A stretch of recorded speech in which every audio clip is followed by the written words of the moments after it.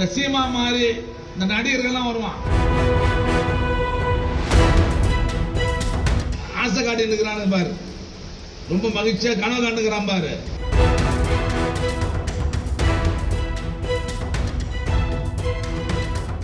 சென்னை ஐயப்பன்தாங்கலில் இல்லந்தோறும் இளைஞரணி என்ற திமுக உறுப்பினர் சேர்க்கை முகாமை தொடங்கி வைத்தார் அமைச்சர் தாமோ அன்பரசன்.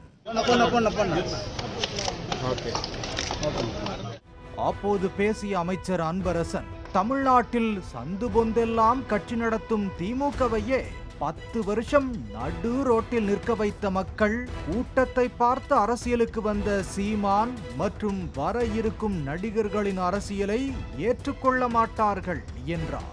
நம்மாலே நம்ம கட்சி, நம்ம குடும்பங்கள்ல நம்ம கட்சி விட்டு யாரும் எங்கேயும் போயிட மாட்டான். வாழ்வோ சாவோ ஆட்சியில் இருக்கிறதுனால இருக்கிறோம். இப்ப 10 வருஷம் நம்ம கட்சி நடத்தல, நம்ம போன 10 வருஷம் நடத்தணும்ல. ஆட்சி இருந்தோ இல்லையோ கட்சியில் இருக்கிறவன் எங்கேயும் போயிட மாட்டான், நம்ம கிட்ட தான் இருப்பான். வருகின்ற காலங்களில் இந்த சீமா மாதிரி இந்த நடிகர்கள்லாம் வருவான். நடிகரோட பாருங்க, நான் கூட பார்ப்ப ரசிக்கலாம், அதோட வந்துடணும்.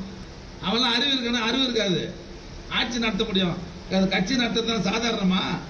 சந்து பொந்தெல்லாம் கட்சி இருக்குது, பலமா இருக்கிறோம், அமைப்பு இல்லாத ஊர் கிடையாது, கட்சி இல்லாத இடம் கிடையாது இல்லையா? இவ்வளவு பெரிய கட்சி 10 வருஷம் நடுரோட்ல நின்றுந்தோம். இவெல்லாம் வருவான். இவங்கெல்லாம் தான் நினைச்சிட்டாங்கன்னா, நம்ம போகும்போது ஒரு கூட்டத்தை பார்க்கறாங்கல்ல, பார்த்தவொன்னே மொத்தம் நம்மால் தான் இருங்க, மகிழ்ந்து போய் அடாட நம்ம முதலமைச்சரா இல்லான்னு வந்துடுறான். சினிமாவில் இருந்து ஒருவர் முதல்வராவதெல்லாம் எம்ஜிஆர் ஜெயலலிதாவோடு போய்விட்டது. இது தெரியாமல் எதிர்காலத்தில் முதல்வராகும் கனவோடு இருக்கும் நடிகர்களின் கனவுகளை எல்லாம் பொய்யாக்க வேண்டும் என்றால் நம் இயக்கத்தை வலுப்படுத்த புதிதாக இளைஞர்களை கட்சியில் சேர்க்க வேண்டும் என்றார்.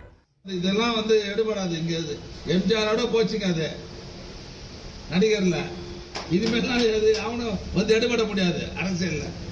அதனால எதிர்காலத்தில் இவன் ஆசை காட்டி நிற்கிறானு பாரு, ரொம்ப மகிழ்ச்சியா கனவு கண்டுக்கிறான் பாரு.